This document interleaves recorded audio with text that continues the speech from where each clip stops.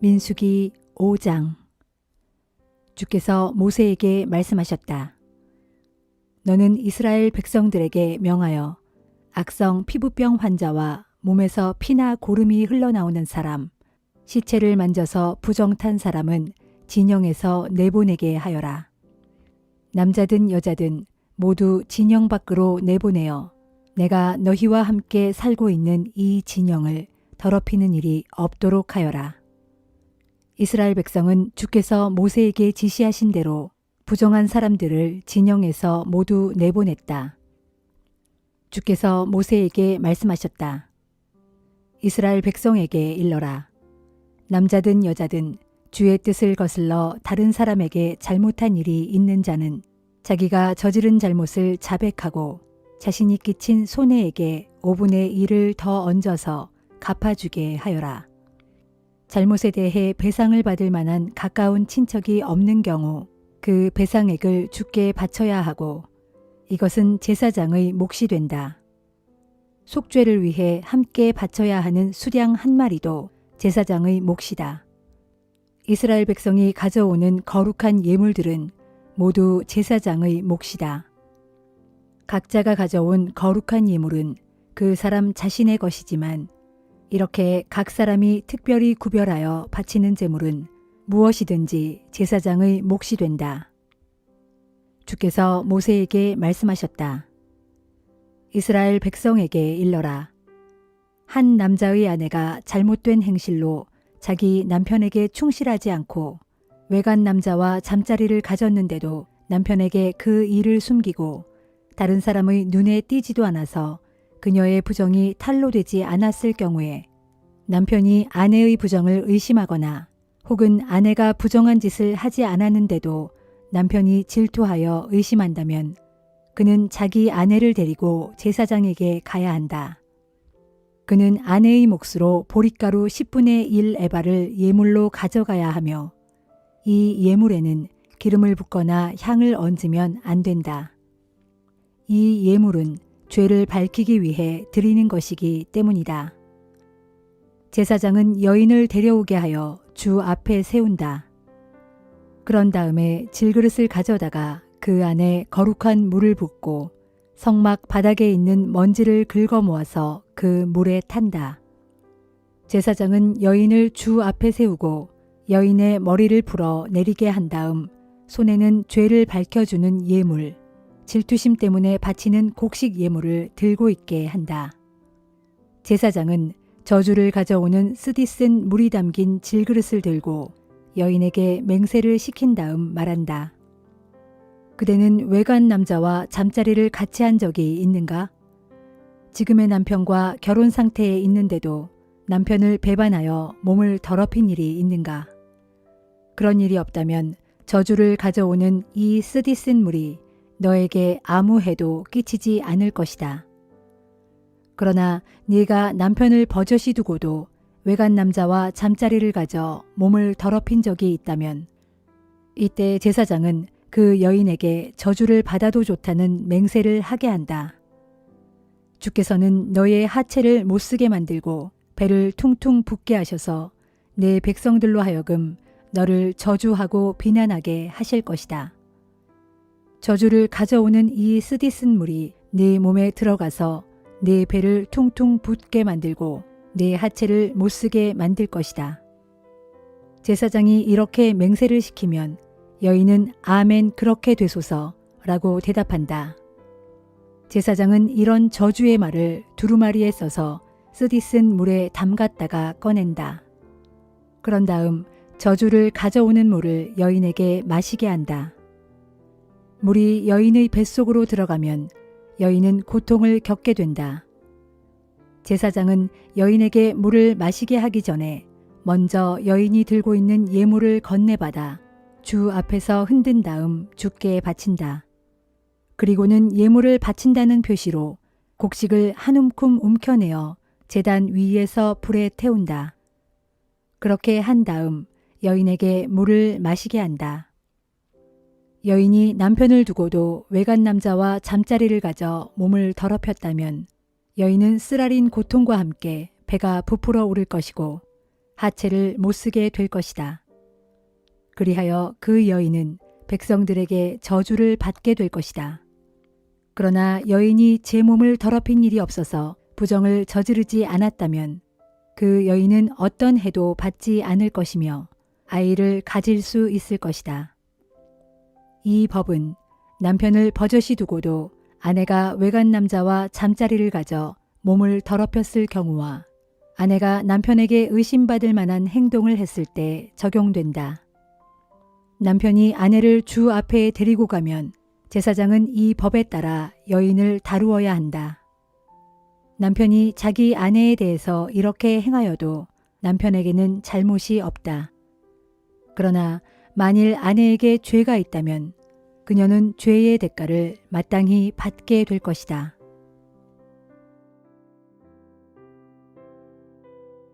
시편 39편. 내가 마음속으로 다짐하기를 내가 내 길을 잘 살펴서 내 혀를 함부로 놀려 절대로 죄짓지 말아야지.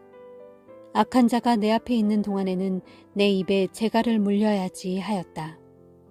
그래서 내가 입을 굳게 다문 채 아무 말도 하지 않았다. 심지어 옳은 말조차도 아예 한마디도 하지 않자 내 근심과 고통이 오히려 더욱 심해졌다. 그런 상태로 살아가자니 속이 부글부글 끓어오르고 생각하면 할수록 우라가 치밀어 올라 도저히 죽게 아뢰지 않고서는 견딜 수가 없었다. 그리하여 내가 주께 아뢰기를 주여 내 인생의 끝날이 언제입니까? 이 몸에 목숨이 붙어 있을 날이 언제까지입니까? 내 일생이 얼마나 덧없는 것인지를 나로 깨닫게 해 주소서. 주께서 내 일생을 한 뼘 길이밖에 주지 않으셨으니 주님 앞에서 나의 일생은 그저 없는 것이나 마찬가지입니다. 참으로 사람의 일생은 덧없는 것이니 사람의 목숨이란 한낱 호흡 한 번에 지나지 않을 뿐입니다. 사람이 부산하게 이리저리 뛰어다니지만 한낱 방황하는 그림자에 불과하고 아무리 분주하게 이런 일과 저런 일에 애써 보아도 헛되고 헛될 뿐 있는 힘을 다해 재산을 모아둔다 해도 장차 누가 그것을 차지할는지조차 알 수 없습니다 하였다. 그러니 주여 이 몸이 무엇을 바라겠습니까? 주여 나의 희망은 오직 주께만 있습니다. 나를 나의 모든 죄악 가운데서 건져주시고 우매한 자들이 나를 비웃지 않게 해 주소서.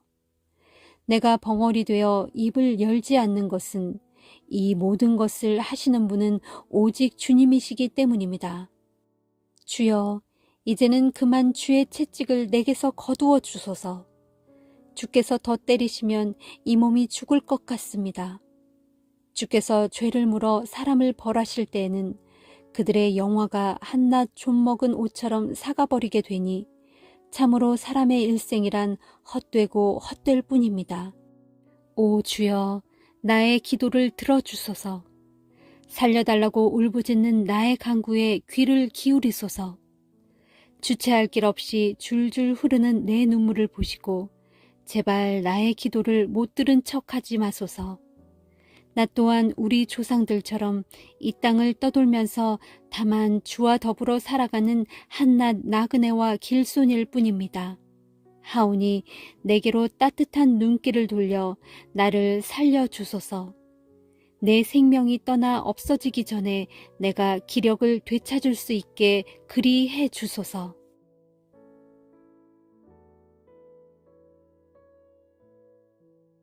아가서 3장. 신부. 나는 밤마다 임 그리며 잠자리에 들건만 밤새도록 아무리 임을 찾아도 찾을 수가 없네요. 이제 잠자리에서 일어나 내 임을 꼭 찾아보리라고 마음먹고 성안을 이리저리 돌아다녔네. 이 거리와 저 거리, 이 골목과 저 골목을 정신없이 헤매며 샅샅이 뒤졌지만 온 성읍 어디에서도 사랑하는 내 임은 보이지 않네요. 그러다가 성안을 순찰하는 야경꾼들을 만나 그들을 붙잡고 물어보았어요. 사랑하는 내 임을 혹 못 보셨나요? 그런데 그들을 지나치자마자 그토록 그리던 내 사랑하는 임을 만났네요. 행여 놓칠세라. 나는 내 임의 손을 꼭 붙들고 내 친정집, 나의 어머니 집으로 데려갔어요. 어머니가 날 낳으신 그 방으로 들어갔답니다. 예루살렘의 아가씨들아, 내가 간절히 부탁한다.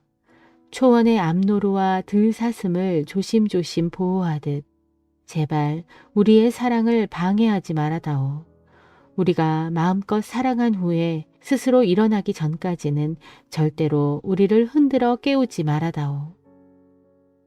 친구들 혹은 예루살렘의 아가씨들, 연기기둥 힘차게 치솟아오르듯 저기 거친 들판을 헤치며 상인들의 온갖 향품들로 만든 모략과 유향의 향기를 흩날리며 이리로 다가오고 있는 저 사람은 누구인가? 보라, 저것은 솔로몬이 탄 가마로구나. 이스라엘의 문 용사들 가운데서도 빼어난 용사 60명이 그를 사방에서 호위하고 있구나. 호위 군사들은 모두들 칼로 무장했구나. 손에 칼을 쥔 그들은 하나같이 칼을 잘 쓰는 군사들, 전쟁에 능한 탁월한 용사들이로구나. 그들은 밤중에라도 적의 기습을 언제든 물리치려고 모두들 허리에 단단히 칼을 차고 있구나. 솔로몬 왕은 자신을 위해 그 가마를 특별히 레바논의 나무로 만들었구나. 그 기둥은 은이요, 바닥은 금으로 만들었구나. 앉은 자리에는 자주색 방석을 깔았고 가마 안은 예루살렘의 아가씨들이 사랑으로 정성껏 술을 놓았구나. 시온의 딸들아, 모두들 어서 나와 솔로몬 왕을 보려무나. 오늘은 왕의 결혼식 날, 그의 마음이 한껏 즐겁고 기쁜 날. 왕은 그분의 어머니가 만들어준 화관을 머리에 쓰고 있구나.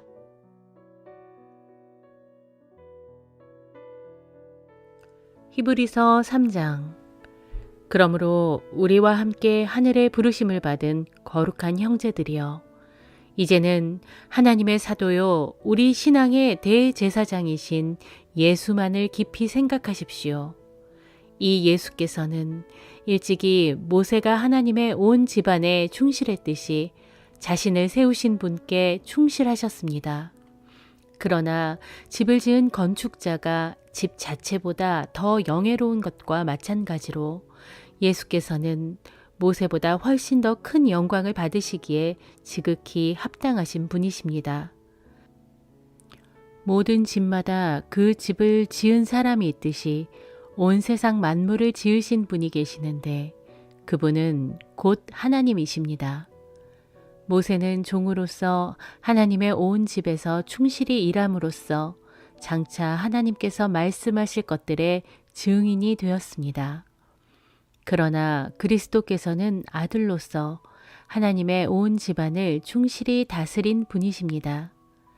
우리가 그 소망을 굳게 붙든 채 확신과 긍지를 갖고 살아간다면 우리는 하나님의 집안 사람들입니다. 그래서 성령께서는 이렇게 말씀하셨습니다. 오늘날 너희가 그의 음성을 듣는다면 너희 조상들이 광야에서 시험받던 기간에 반역했던 것처럼 너희 마음을 완고하게 하여 고집을 부리지 말아라. 너희 조상들은 거기 광야에서 나를 줄곧 시험하면서 40년 동안이나 내가 한 일을 지켜보았다. 그 때문에 나는 너희 조상들을 향해 분노하면서 이렇게 말하였다. 그들의 마음은 항상 곁길로 빗나가 있어서 나의 법도를 알지 못하였다. 이처럼 내가 너희 조상들에게 진노해서 맹세한 것처럼 그들은 결코 내가 약속한 안식처에 들어가지 못할 것이다. 형제들이여, 여러분 중에서는 아무도 불신의 마음을 품고서 살아계신 하나님을 떠나가는 자들이 없도록 삼가 조심하십시오.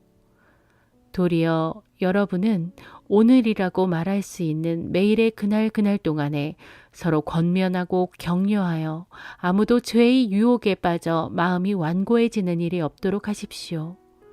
우리가 처음에 가졌던 믿음의 확신을 끝까지 잘 유지한다면 우리는 그리스도께서 주시는 모든 복을 넉넉히 받아 누릴 수 있을 것입니다. 성경에 보면 오늘 너희가 그의 음성을 듣거든 너희 조상이 반역을 했듯이 그렇게 완고한 마음으로 고집을 부리지 말아라 하는 말씀이 있는데 과연 그의 음성을 듣고서도 하나님을 거역한 자들이 누구였습니까? 모세의 인도에 따라 이집트에서 나온 사람들이 모두 그랬지 않습니까? 그래서 하나님께서는 그들로 인해 40년 동안이나 광야에서 진노하시지 않았습니까? 즉 죄를 짓고 광야에서 죽어 시체가 되어야 했던 그 사람들에게 하나님께서 진노하셨던 것이 아닙니까? 또 하나님께서 누구를 향해 자신이 주신 안식처인 그 약속의 땅에 들여보내지 않겠다고 맹세하며 말씀하셨습니까? 바로 하나님께 순종하지 않은 그 사람들에게 하신 말씀이 아니었습니까?